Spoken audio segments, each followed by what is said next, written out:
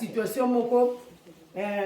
nasomba natindaka petit saka somblanga lupango na monga fula mais sikoyo makambo ba papier pona kozwa papier ya cadastre na pesa mona mwasi mbongo depuis 2021 abinisanga ata mosusu akimi na telefone donc er momo nanga mpe na bose nanga nazobosanga mpe makambo wana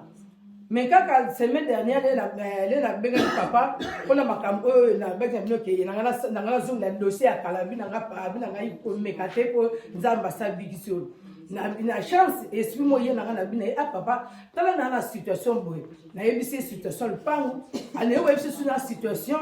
oyo mo susu ezoko leka susu donc oyo le pangu wana sur na situation sur na koleka nango na yebaki te omoninga lokwa na zako sambela te na mois de juin ezakaka lokola nazaki na RSA bazotinda biso ke bon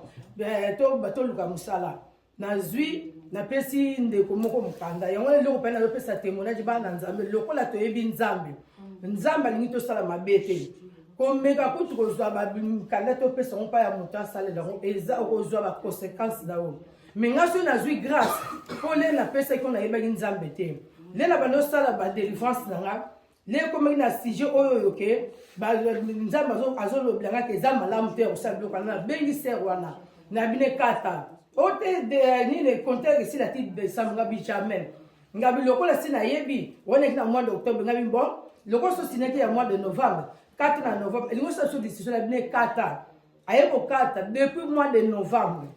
depuis le mois de novembre donc on risque ko bati na ba papier c'est dit ba l'autre pèse le côté et le mot comme des chances de parole na sert ango ne ko comprendre ali ne ko yoka message ba ko le balanga ke na keba pona munoko na nga nzambe ko ko kebisanga ne tika akiti ngabi na mon ekomi problème na lingi na ngate na zo problème na sert o nga na ba problème na komi ko tika na tika ngo mais Dieu merci le ko la jour wana solaka na papa na yipse makambo ni surtout nde na zolo baboye vendredi riti suko amere comme eloko ekamusinga na epesa ka témoignage bato na bazolo balanga na RH wana balo balanga mais to tindi lo biloko nyonso na nini nyonso tindi ba na attestation ya cédule mais na botte mais la rite ezomona na te tozolo balanga babi awa nyonso eza donc bango kuna eza bazomona peke batindi mais na botte mail ezomona na te na batana boîte mail nanga ezali pona etseki ba riti sura zora yanga yem tata ko lokwa ngane botala ngote na pa nanga ezate pa riti ezate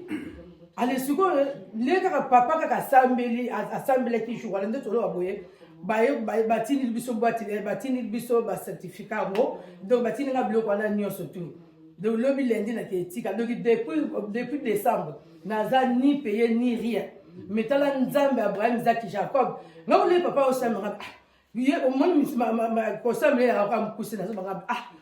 mais ma camona bile belé mais atembele me pousser mais la biga dans na ondima allez na so ba bile pe boye ma kamu pe su se me ka ya mkana na kula mwana na ngasiko na champion azaki na Congo atei ko avion samedi ata la kara boye ba bengi ye vendredi accueilli azui ba document la ndeto bo ayiye nango yango vraiment la kumisi nzambe tala nzambe azosala nyoso te yaki bloqué nzambe afongoli yango yango na kumisi nzambe azwa lokumu amen.